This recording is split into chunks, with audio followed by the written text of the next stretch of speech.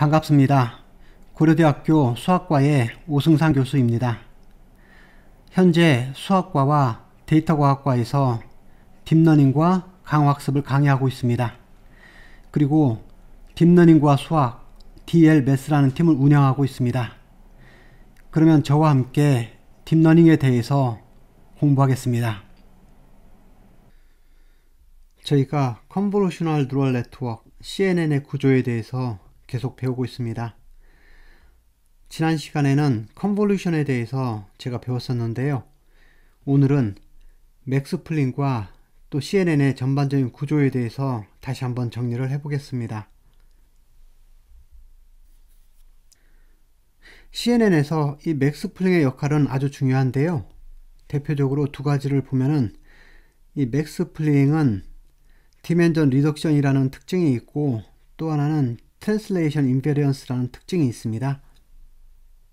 이거에 대해서 자세히 알아볼 텐데요. 먼저 미리 하나 언급할 것은 이 맥스플린 레이어에는 저희가 러너블 파라미터를 사용하지 않습니다. 그러니까 이 맥스플린 레이어 안에는 저희가 따로 학습해야 될 웨이트가 있지 않고 단순히 계산만 진행이 되는 겁니다. 그래서 맥스플린이 어떻게 실행이 되는지 한번 살펴볼까요? 여기 맥스플린도 CNN과 비슷하게 저희가 필터라는 것을 사용을 합니다. 여기 예시를 보면은 저희가 대부분의 경우는 2x2 필터를 사용하는데요. 여기서 필터는 제가 학습해야 될 파라미터가 그 안에 있는 것이 아니라 단순히 윈도우 사이즈만을 지정해 주는 겁니다. 그래서 제가 2x2 필터를 만약 사용하게 된다면은 여기 인풋에 있는 퓨처 맵이 만약에 사이즈가 4x4라고 하겠습니다. 그러면 저희가 2x2 필터를 써서 맥스플린을 진행하게 된다면은 이렇게 2x2 사이즈로 이렇게 구분을 해 놓습니다. 그래서 이런 경우에는 CNN 구조에서 보면은 이 필터가 두 칸씩 이동하는 거잖아요. 그래서 제가 스트라이드가 2라고 생각해도 괜찮습니다. 중요한 것은 맥스플린에서는 이렇게 필터들을 서로 겹치지 않고 옆에 붙여 놓습니다. 현재 첫 번째 이 부분을 볼까요? 여기에 있는 4개의 값 중에서 가장 큰 값이 6이죠. 그러면 그 6의 값을 저희가 이 첫 번째에다 적습니다. 그 두 번째는 어떻게 되나요? 두 번째 있는 이 윈도우에서는 가장 큰 값이 8이죠. 그럼 그 8 값을 옆에다 적습니다. 밑에는 3이 되죠. 그리고 마지막 값은 가장 큰 값이 4가 되죠. 그러니까 4를 여기다 적어 놓습니다. 이렇게 되면은 이제 어떻게 되는 건가요? 여기 인풋 이미지의 사이즈가 4x4였다면 이번에 아웃풋 이미지는 어떻게 되나요? 2x2로 가로 세로가 절반씩 줄어들게 되죠. 이렇게 해주는 것을 저희가 맥스플린이라고 합니다. 여기서 가장 큰 값들, 각각에서 가장 큰 값들을 선택해서 적었다고 해서 제가 맥스플린이라고 이름을 붙였습니다. 그래서 이런 식으로 맥스플린은 각각의 퓨처맵에 대해서 제가 디멘전을 줄이는데 어떤 식으로 줄이게 되냐면 이것을 2x2 윈도우로 다 자른 다음에 이 각각 2x2 윈도우에서 가장 큰 값을 선택하는 거죠. 이렇게 해서 사이즈를 줄이는데요. 이건 어떤 의미가 있냐면은 여기 윈도우에서 저희가 가장 큰 값 6을 선택했다라는 말은 여기 보면 가장 중요한 정보를 저희가 그 다음 레이어로 보낸다는 뜻이에요. 그런데 만약 이 인풋 퓨처맵이 여러 개가 있다고 하겠습니다. 즉 여러 겹의 퓨처맵이 이렇게 있다고 가정을 할 때요. 이때 맥스플린은 어떻게 해야 되냐면은 이 첫 번째 퓨처맵에서 제가 맥스플린을 하게 되겠죠. 그런 다음에 두 번째 퓨처맵에서 이것을 적용하게 되면은 이번에는 이 두 번째 맵에 필요한 아웃풋 퓨처맵이 나오겠죠. 그리고 여기 세 번째 퓨처맵에 대해서도 각각 따로 적용이 됩니다. 이런 식으로 컨볼루션 같은 경우에는 if 퓨처맵에 있는 전체 값을 다 컨볼루션을 취해서 합해서 다음 픽셀로 보냈잖아요. 그런데 맥스플린은 정확하게 각 퓨처맵별로 따로따로 적용을 시킵니다. 그러니까 퓨처맵의 개수가 바뀌지 않는 거죠. 그래서 여기 보면 이 플링 작업은 각 퓨처맵에 독립적으로 따로따로 구분해서 적용을 합니다. 그래서 밑에 그림에서 보면 제가 맥스플링을 적용하기 전에 여기에 사이즈가 224x 224짜리가 64개의 채널을 가지고 있는 거잖아요. 그럼 여기에 맥스플링을 적용하게 되면은 이 첫 번째 피처맵에 대해서 적용한 것이 사이즈가 112x 112로 절반씩 가로 세로가 줄어들죠. 그리고 그 피처맵이 하나가 이렇게 형성이 됩니다. 그리고 두 번째 피처맵에 대해서 똑같이 적용이 되고 세 번째 피처맵에서 각각 따로 적용이 되잖아요. 그러니까 중요한 부분은 여기 피처맵의 개수는 바뀌지 않는다라는 거예요. 그래서 이렇게 맥스플링을 적용하게 되면은 피처맵의 수는 안 바뀌지만 앞에 그 맵의 사이즈가 가로 세로가 절반씩 줄어들기 때문에 제가 2x2 필터를 이용해서 맥스플링을 하게 되면은 정확히 픽셀의 수가 4분의 1로 줄어들게 됩니다. 그래서 이것을 다른 표현으로는 다운 샘플링이라고 합니다. 이 샘플의 디멘전을 저희가 줄였잖아요. 그래서 다운 샘플링이라고도 말합니다. 그래서 맥스플링의 첫 번째 특징은 디멘전을 줄여주는 다운 샘플링 효과가 있다라는 거예요. 이것은 나중에 아주 중요합니다. 왜 그러냐면은 저희가 CNN에서 전반부는 컨볼루션과 맥스플링을 사용해서 피처 익스트랙션을 한다고 했잖아요.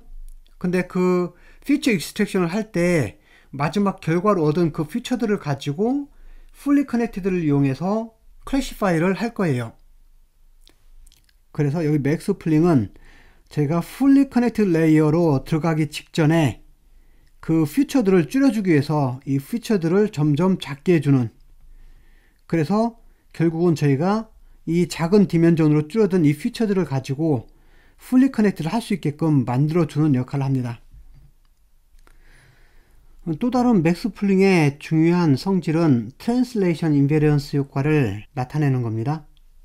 그래서 여기 설명에 있는 것처럼 맥스플링은 트랜슬레이션 인베리언스 역할을 해주는데, 이건 뭐냐면은 인풋 이미지의 그림이 살짝 움직이거나 아니면 약간 비틀어지거나 스케일링, 즉 크기가 변해도 같은 그림으로 인식하는 거죠. 제가 이미지를 볼 때 그 그림 안에 어떤 새라는 오브젝트가 있다고 하겠습니다. 그런데 그 새가 지금 놓여 있는 위치가 살짝씩 움직이거나 새의 크기가 좀 크거나 작아져도 저희가 인식하는 데는 별 무리가 없잖아요. 그런데 컴퓨터는 그것을 인풋 데이터로 인식할 때는 각 픽셀에 있는 숫자값이 바뀌었기 때문에 전혀 다른 이미지로 인식한다고 했습니다. 그런데 이 문제를 저희가 맥스플링을 써서 이 컴퓨터도 약간씩 이동하거나 비틀어진 모양도 같은 그림으로 인식할 수 있도록 도와주는 것이 이 맥스플링인데요. 어떻게 그런 효과가 나오는지 이 예를 들어서 한번 보겠습니다.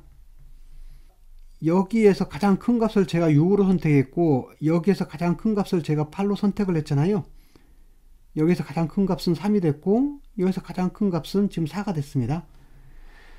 여기에 있는 그림이 살짝 이동을 했다고 하겠습니다. 간단한 예로 여기에 있는 그림이 한 픽셀씩 오른쪽으로 이동을 했다고 하겠습니다. 그럼 여기는 값들이 어떻게 바뀌는 거죠? 현재 여기 있는 값들이 예를 들면 이 6은 이쪽으로 이동하게 되는 거죠. 여기 2는 이쪽으로 이동하게 되고 여기 3은 이쪽으로 이동하고 이렇게 한 칸씩 움직이게 되겠죠. 그럼 한 칸씩 이동한 거에 대해서 제가 맥스플링을 다시 한번 해볼까요? 물론 여기에 또 새로운 숫자가 채워지겠지만 그걸 잠깐 무시하고 여기에 한 번씩 다시 맥스플링을 적용을 해보겠습니다. 그럼 이번엔 어떻게 나오나요? 지금 여기 첫 번째는 여전히 6이라는 숫자가 있죠. 그래서 여기는 6이 나오고 두 번째는 어떻게 되죠? 그래서 여기는 7이 나옵니다. 이런 식으로 계산하면은 여기가 2가 되고 여기는 4가 됩니다. 그래서 이거 두 개를 비교해 보면은 지금 이거의 경우는 바뀌지 않았네요. 그리고 여기는 약간의 변동이 생겼죠. 이런 식으로 맥스플링은 2x2 그 윈도우 안에서 가장 큰 값을 골랐기 때문에 그림을 한 칸씩 움직였지만 이 아웃풋 값은 크게 변화가 생기지가 않습니다. 그런데 지금은 제가 맥스플링을 한 번 썼기 때문에 픽셀 한 칸씩 움직인 거에 대해서만큼은 어느 정도 트랜슬레이션 인베런스라는 효과를 냈잖아요. 이번엔 이 그림에 디스토션이 생겨서 약간씩 이동이 생겼다고 하겠습니다. 이것이 살짝 움직이고 이게 움직이고 이렇게 움직였다고 하겠습니다. 이런 식으로 움직인 것도 실제로는 이쪽 결과가 크게 바뀌지 않죠. 그래서 제가 이게 맥스 플링을 사용하게 되면은 약간의 시프트나 디스토션 이런 스케일링이 변화가 생겨도 이 두 아웃풋 차이가 그렇게 많이 바뀌지가 않습니다. 이것을 제가 트랜슬레이션 인베런스라고 하는데요. 만약에 맥스 플링을 제가 여러 레이어에서 반복적으로 사용하게 되면 어떻게 될까요? 그런 경우에는 저희가 이렇게 픽셀 한 칸 움직이는 정도가 아니라 그림에서 어떤 오브젝트가 어느 정도 많이 움직여줘도 실제로는 비슷한 결과를 얻게 됩니다. 그래서 저희가 이 오브젝트가 어느 위치에 있건 간에 비슷한 그림으로 인식을 할 수가 있습니다. 그래서 이 맥스 플링은 아주 파워풀한 툴인데 저희가 그림에서 이미지에서 어떤 특정한 오브젝트를 디텍트를 하는데 그 오브젝트가 가운데 있거나 한쪽으로 좀 치우쳐 있거나 그 위치에 관계없이 디텍트를 할 수 있도록 학습이 된다는 아주 큰 장점이 있습니다. 그렇기 때문에 제가 지난번에 언급한 것처럼 만약에 이 맥스 플링을 사용하지 않고 그래서 이 트랜슬레이션 인베런스 문제를 해결하지 못한다면은 저희가 어떤 주어진 이미지에 대해서 이 이미지 안에 있는 그 오브젝트가 여러 가지 위치에 놓여 있는 거에 대해서 다 고려를 해서 저희가 학습을 해야 된다면 데이터 오그멘테이션을 통해서 같은 그림에 대해서도 여러 장의 변형을 만들어서 그걸 다 학습을 해야 되잖아요. 그러면 엄청나게 많은 트레이닝 타임이 필요합니다. 그런데 이 트랜슬레이션 인베런스를 이 맥스 플링으로 해결하기 때문에 제가 효율적으로 학습을 할 수 있게 되겠죠. 저희는 이 맥스 플링을 통해서 디멘전을 줄이고 그래서 마지막에 풀리 커넥티드 레이어가 학습을 할 수 있도록 디멘전을 작게 만들어준 효과가 있고 또 하나는 사람이 그림을 인식할 때 아주 중요한 특징 중 하나인 이 트랜슬레이션 인베런스라는 이 특징을 잘 학습할 수 있도록 도와줍니다. 그리고 마지막으로 다시 한번 언급하면 이 맥스 플링에서 사용되는 이 필터는 저희가 학습하는 웨이트 값들이 있는 것이 아니라 그냥 2x2 그 윈도우 안에서 제일 큰 값만 골라내는 단순 계산이죠. 그러니까 여기에는 러너블 파라미터는 있지 않습니다.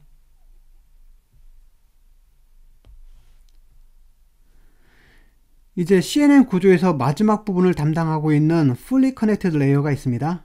이것은 앞에 컨볼루션 레이어와 맥스 플링 레이어에서 저희가 적절한 퓨처 벡터를 뽑아냈다고 하면 그 퓨처 벡터를 가지고 이제 클래시피케이션을 하는 문제를 담당하는 거잖아요. 그래서 이 Fully Connected 레이어는 단순히 멀티레이어 퍼셉트론입니다. 그리고 이것이 클래시피케이션 문제를 하는 알고리즘이라면 마지막에는 저희가 이 아웃풋 레이어에 소프트맥스 액티베이션 펑션을 사용하겠죠. 여기서 fully connected라는 말은 MLP에서 앞에 레이어와 또 그 다음 레이어 사이가 있으면은 앞에 레이어에 있는 모든 나드들과 뒤에 있는 레이어의 모든 나드들 사이가 제가 커넥션으로 연결이 되어 있잖아요. 거기에 다 웨이트들이 들어가 있는 거잖아요. 그래서 이것은 previous 레이어의 모든 나드와 next 레이어의 모든 나드가 다 연결되어 있다. 그런 의미로 fully connected라는 말을 사용하게 됩니다. 그래서 저희가 CNN 구조가 이렇게 있으면 이 앞에 컨볼루션 레이어와 또 이것은 항상 렐루를 동반한다고 했죠. 그리고 맥스 플링 레이어가 있습니다.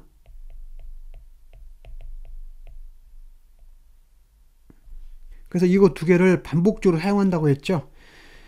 그런 다음에 최종적으로 저희가 이런 아웃풋 피처맵을 얻었다고 하겠습니다. 예를 들면 이 아웃풋 피처맵의 사이즈가 4x4x32라고 하겠습니다.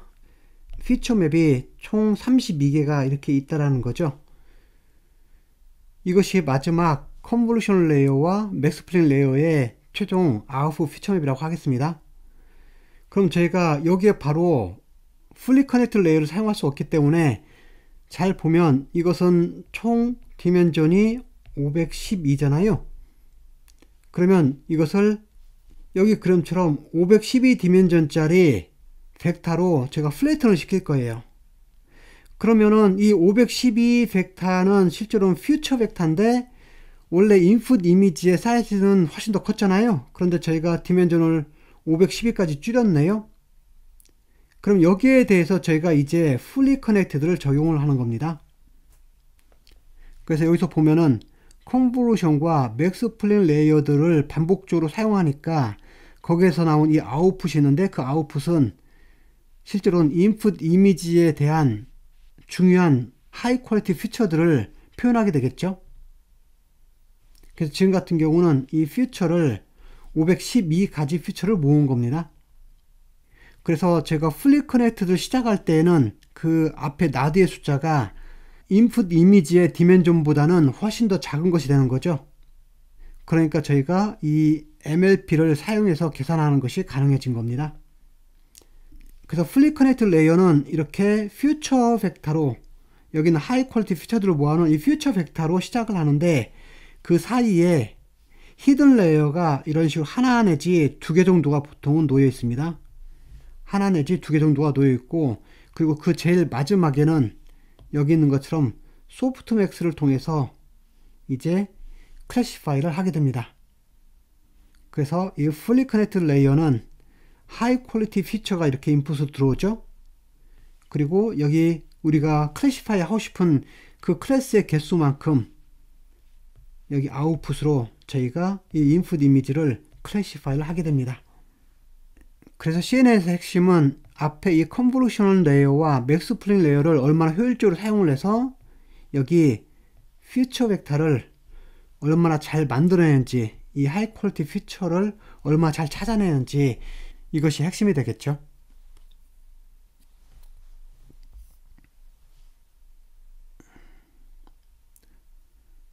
그래서 CNN 구조를 다시 한번 정리해보면 크게는 이렇게 두 개의 구조로 나뉘어진다고 했습니다. 그래서 전반부는 퓨처 익스트랙션을 담당하고 후반부는 클래시피케이션을 담당하죠.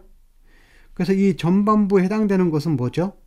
여기 있는 것처럼 컨볼루션과 렐루, 그리고 맥스 플레인 레이어, 이것들을 CNN의 베이직 블락으로 사용해서 이 베이직 블락인 이것들을 반복적으로 사용함으로 인해서 뭘 할 수가 있냐면은 제가 클래시파이 하는데 중요한 피처들을 추출을 하게 됩니다.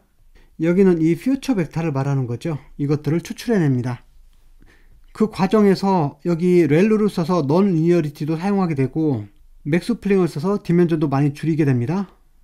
또 하나는 맥스 플링의 또 다른 성질을 통해서 여기 트랜슬레이션 인베런스 효과도 만들어내는 거죠. 그래서 실제로 성능이 좋은 CNN 구조들을 보면은 여기 컨볼루션과 맥스 플레인 레이어들을 거의 수십 번을 사용하게 됩니다.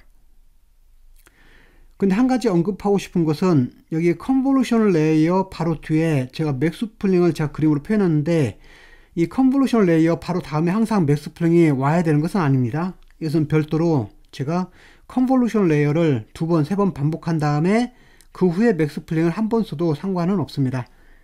그래서 내가 용도에 맞게 맥스 플링을 사용을 하시면 됩니다. 그러면 제일 마지막에는 이 fully connected 레이어가 여기서 클래시파이어 역할을 하는 거죠. 이게 CNN의 전체 구조가 됩니다. 그래서 CNN은 이렇게 인풋 이미지가 들어오게 되면은 여기에 제가 컨볼루션과 렐루를 사용해서 이런 식으로 여러 개의 피처맵을 만들어내죠.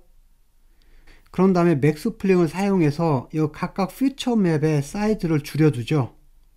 이것은 피처맵의 사이즈를 줄여주는 효과를 합니다. 그런 다음에 다시 컨볼루션과 렐루를 사용해서 또 다른 여러 장의 피처맵들을 만들어냅니다. 그런 다음에 또 맥스 플링을 사용해서 각각의 피처맵들의 사이즈를 줄여줍니다. 그래서 이것을 여러 번 반복해서 최종적으로 상당히 집약된 이런 피처맵이 나오게 되면은 이 마지막 최종 아웃풋 피처맵에다 제가 플래튼을 사용해서 이것을 하나의 벡터로 바꿔줍니다. 그런 다음에 여기에 저희가 fully connected를 사용해서 한 번 또는 두 번 이 정도의 히든 레이어를 사용해서 이렇게 클래시파이를 하게 됩니다.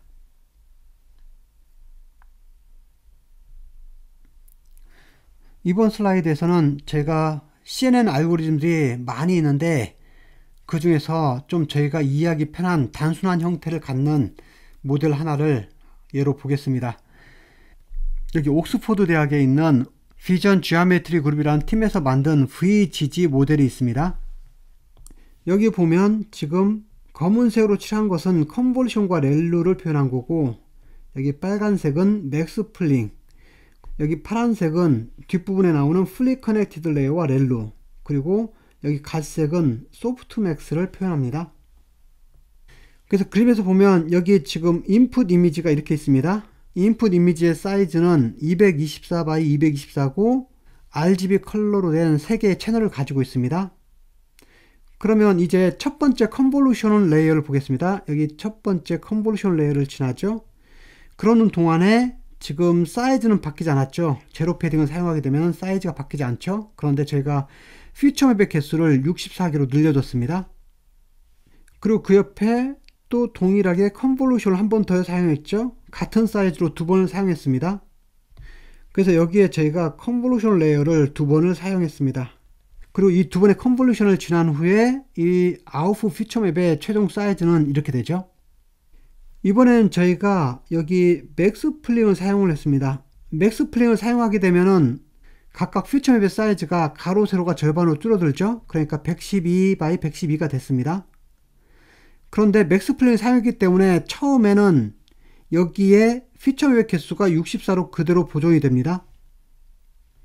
그런데 그 다음에 컨볼루션을 2번을 또 사용을 했죠. 컨볼루션을 2번을 사용하면서 이번엔 각각 퓨처 맵의 사이즈는 같지만 최종적으로 제가 퓨처 맵의 개수를 128개로 2배로 늘렸습니다.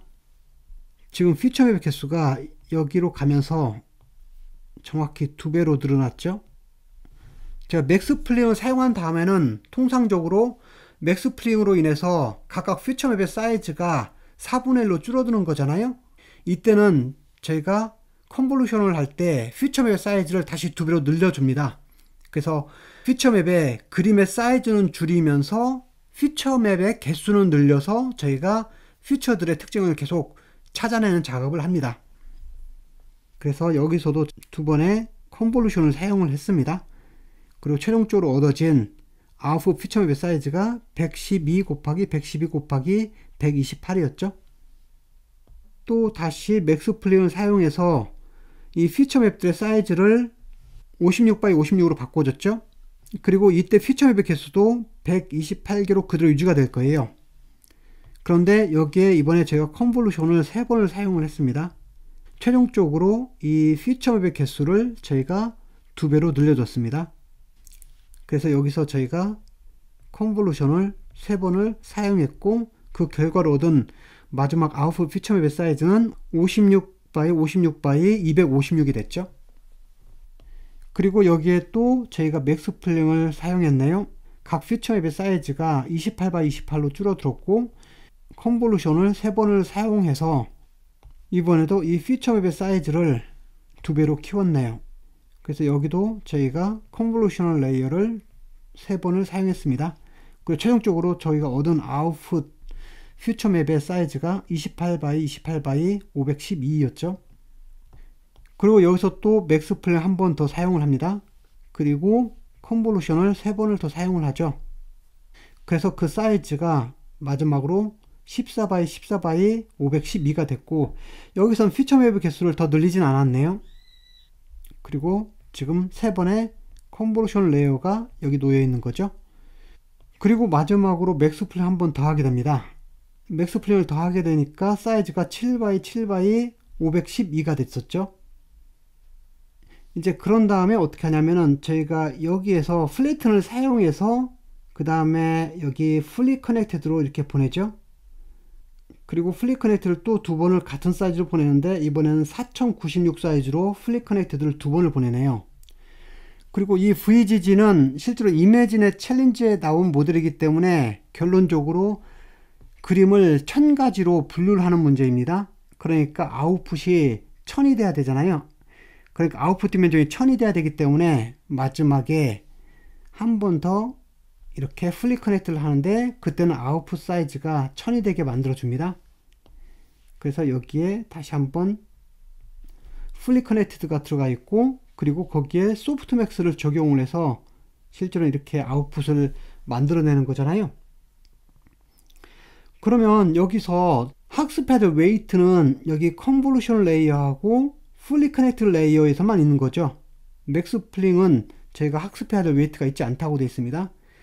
그러니까 학습해야 될 웨이트가 있는 레이어만 따지면은 여기 제가 파란색으로 표시한 부분인데, 여기 하나, 둘, 셋, 넷, 다섯, 여섯, 일곱, 여덟, 아홉, 열, 열하나, 열둘, 열세, 열네, 열다섯, 열여섯, 이렇게 총 16번 나오잖아요. 그래서 여기 이름이 VGG16이 됩니다. 그래서 이 VGG16은 모델은 심플해 보이지만 상당히 좋은 성능을 가지고 있습니다. 여기서 하나 주목해 볼 것은, 여기 제가 맥스플링을 써서 피처맵의 사이즈를 줄여 드릴 때 오히려 필터의 개수를 2배로 늘려서 아웃풋 피처맵의 개수가 2배가 되게 만들어졌죠. 그렇게 하면서 피처들을 더 정확한 것을 뽑는 작업을 했습니다.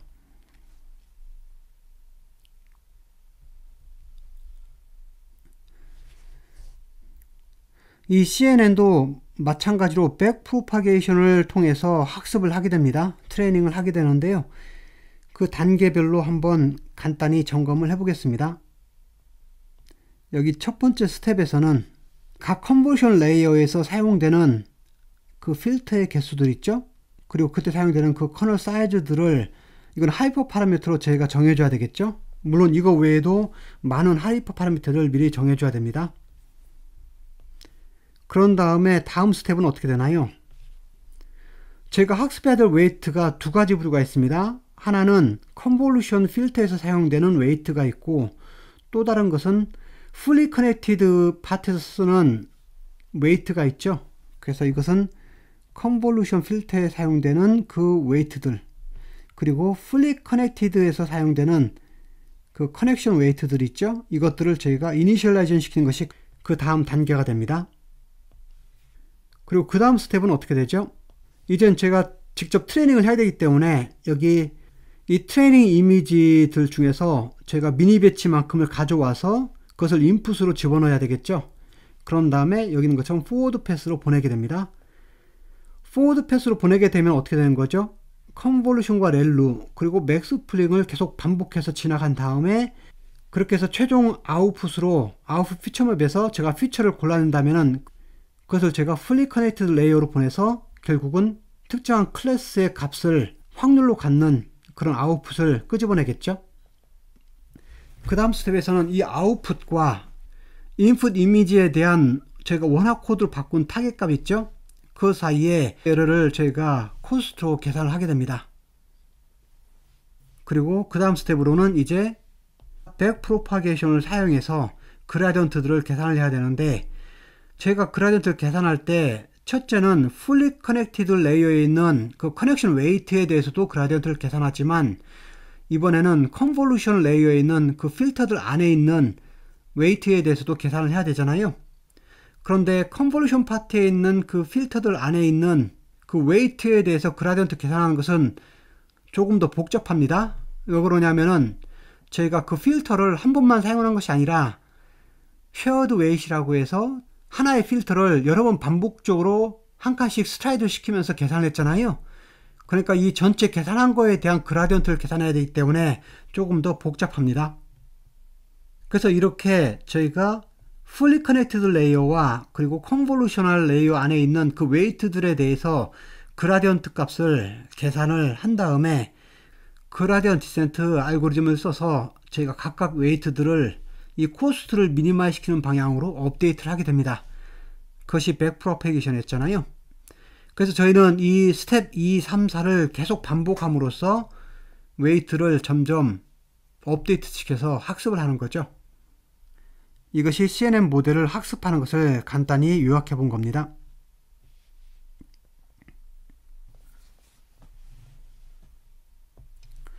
이번에는 이 CNN에 관한 케라스 코드 하나를 간단한 것을 살펴보겠습니다. 제가 케라스 코딩에 대해서 자세히 설명하지는 않을 텐데요. 여기에 어떻게 CNN에서 각각 컨볼루션 레이어들이 어떤 모습으로 적용되는지만 간단히 살펴보겠습니다. 현재 저희는 케라스를 사용하는 것이고, 여기에서 저희가 컨볼루션 2D 이미지이기 때문에 컨볼루션 2D를 가져오고 또 맥스플링도 가져와서 사용을 할 거예요. 그리고 이것은 최종적으로 10개 클래스로 분류를 하는 그런 알고리즘입니다.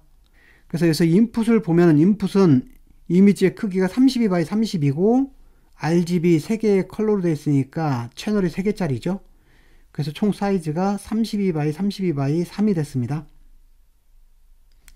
그럼 여기 첫 번째 컨볼루션 레이어를 보겠습니다. 컨볼루션 2D라는 명령어를 사용했죠. 그리고 이 안에 저희가 필터의 개수를 제가 M필터를 36으로 정의를 했는데 여기가 36개의 필터를 사용했다는 말이 되겠죠. 그리고 커널 사이즈는 3x3이 되는 거고 여기 제로 패딩을 사용한 거네요. 그리고 스트라이드는 아무 말이 없기 때문에 당연히 스트라이드는 지금 1이 됐습니다. 그리고 액티베이션 펑션으로는 저희가 렐루를 사용했습니다. 그리고 여기 맥스플링도 사용을 했죠. 그리고 맥스플링의 사이즈는 저희가 2x2로 했습니다. 그리고 마지막으로 드랍아웃을 적용을 했습니다. 그런데 CNN에서 드랍아웃 적용하는 방식은 MLP에서 적용하는 거하고 약간 차이가 있습니다. 이 부분은 저희가 CNN 마지막 파트에서 다시 한번 언급을 하겠습니다. 그렇게 해서 지금 인풋 이미지는 사이즈가 32x32x3이었잖아요. 여기를 넘어와서 이제는 아웃풋 피처맵의 사이즈는 어떻게 되나요? 제가 제로 패딩을 사용했기 때문에 컨볼루션에 의해서 이 피처맵의 사이즈가 바뀌진 않지만 지금 맥스플링을 한번 썼잖아요. 그러니까 절반씩 줄어들어서 16x16이 됐고 여기서 필터의 개수는 지금 제가 36이라고 했죠. 그러니까 아웃풋 피처맵의 개수도 36이 되겠죠. 두 번째 컨볼루션 레이어를 보겠습니다. 여기서도 마찬가지로 컨볼루션 2D를 사용하는데 이번에는 필터의 개수가 2배로 늘었죠. 72개가 됐습니다. 그리고 커널의 사이즈도 여전히 3x3이고 제로 패딩을 사용했죠. 그리고 액티베이션 펑션으로는 동일하게 렐루를 사용했고 그리고 맥스플링도 똑같이 사용을 했죠. 2x2 필터를 가지고 사용을 했습니다. 그리고 마지막으로 드랍아웃도 똑같이 적용을 했습니다. 그럼 이 경우에 지금 사이즈가 어떻게 바뀌나요? 아웃풋 피처맵의 사이즈는 가로 세로가 절반씩 줄었으니까 8x8이 되고 이번에는 아웃풋 피처맵의 개수가 필터의 개수에 맞게 72가 됐죠. 이런 식으로 또 컨볼루션을 한 번 더 적용을 했습니다. 그래서 이번에도 거의 동일한 방법을 사용했네요. 그래서 아웃풋 피처맵을 보면은 그 사이즈가 4x4x 144가 됐는데 이번에는 컨볼루션 레이어가 다 지나고 이제 마지막으로 플래튼을 시켰습니다. 플래튼을 시키게 되면은 2304가 됩니다. 그리고 나서 그 후에 저희가 fully connected 레이어를 한번 지납니다. 여기 저희가 dense라고 되어 있는데 이건 fully connected를 말합니다. 그리고 이때 아웃풋 레이어의 디멘전이 이것이 되죠. 그러니까 576이 되네요. 그런 다음에 여기 액티베이션 펑션도 동일하게 렐루를 사용했고 또 드랍아웃을 그대로 적용을 했네요. 그래서 이번에는 그 레이어의 나드수가 576이 됐습니다. 그리고 최종으로 저희가 fully connected를 한 번 더 썼습니다. 그러니까 여기에 dance를 써서 이번에는 최종이니까 저희가 마지막에 클래시파이를 하고 싶은 그 클래스가 총 10개라고 했잖아요. 그 개수만큼 넣어준 거죠. 그런 다음에 마지막 액티베이션은 저희가 이번엔 렐루 쓰지 않고 소프트맥스를 써서 확률처럼 표현을 했습니다. 그래서 여기에서 결론적으로 마지막 아웃풋 레이어의 나드의 수가 10이 됐습니다. 이렇게 해서 10개의 클래스로 분류하는 CNN 모델을 샘플로 한번 봤습니다.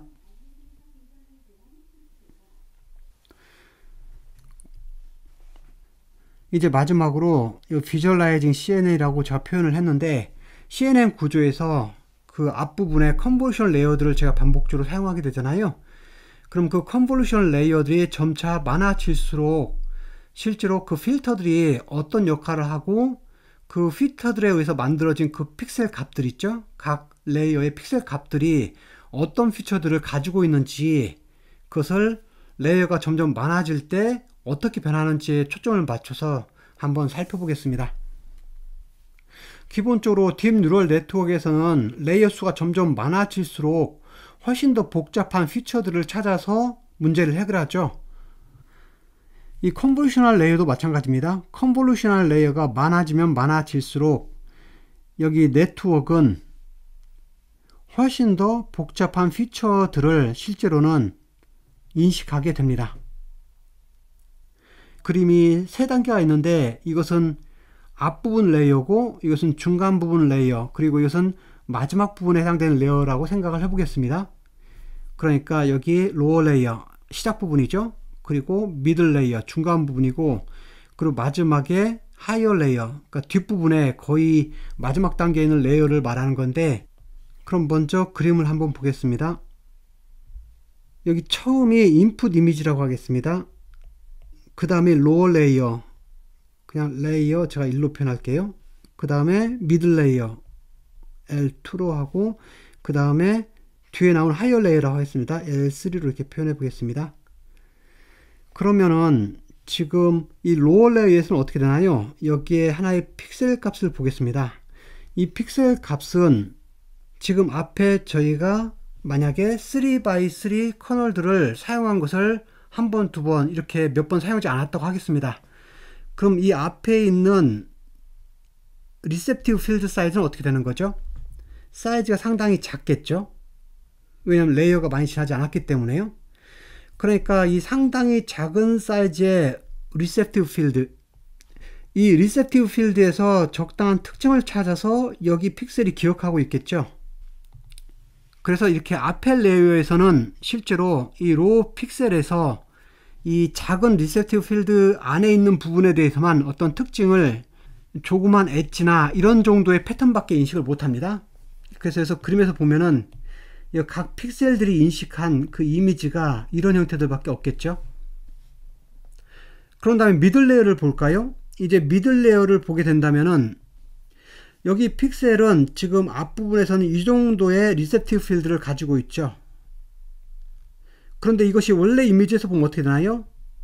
훨씬 더 큰 사이즈의 리셉티브 필드를 갖게 되는 거죠. 그러니까 이번에는 조금 더 커서 눈이나 코 이 정도의 크기의 어떤 쉐입을 간단하게 인식하게 됩니다. 그리고 이 앞에 레이어보다는 넌 리니어티를 더 많이 지났기 때문에 더 정교한 피처를 가지고 있는 거죠. 그래서 리셉티브 필드도 점점 커지고, 그리고 더 정교한 피처를 가졌기 때문에 이번에 앞부분 레이어보다는 좀 더 복잡하지만 비교적 작은 크기의 단순한 어떤 쉐입들도 인식하게 됩니다. 그런데 마지막으로 여기 하이어 레이어에서 볼까요? 여기에는 픽셀들은 어떻게 되나요? 리셉티브 필드가 점점 커지는 거죠.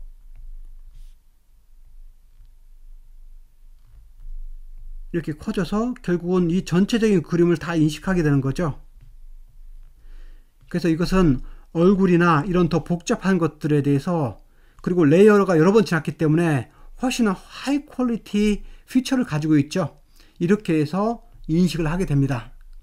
그래서 이렇게 로어 레이어에서는 조그마한 엣지들 정도만 인식한다면은 미들 레이어에서는 이렇게 코나 귀처럼 조금은 단순하지만 그래도 어느 정도 쉐입을 구분하고, 그리고 하이어 레이어에서는 리셉티브 필드가 훨씬 커지기 때문에 얼굴과 같은 전체적인 윤곽을 하이 퀄리티 피처로 인식하게 되는 거죠. 그래서 여기 하이어 레이어에 있는 여기 각각의 픽셀들은 하이 퀄리티 피처들을 가지고 있고, 이것들을 기반으로 저희가 풀리 커넥티드 레이어에서 클래시파이를 하게 됩니다. 오늘은 CNN의 아키텍처를 전체적으로 다시 한번 살펴봤습니다. 다음 시간에는 중요한 CNN 모델들을 하나씩 살펴보기로 하겠습니다. 오늘은 여기까지 하겠습니다. 수고하셨습니다.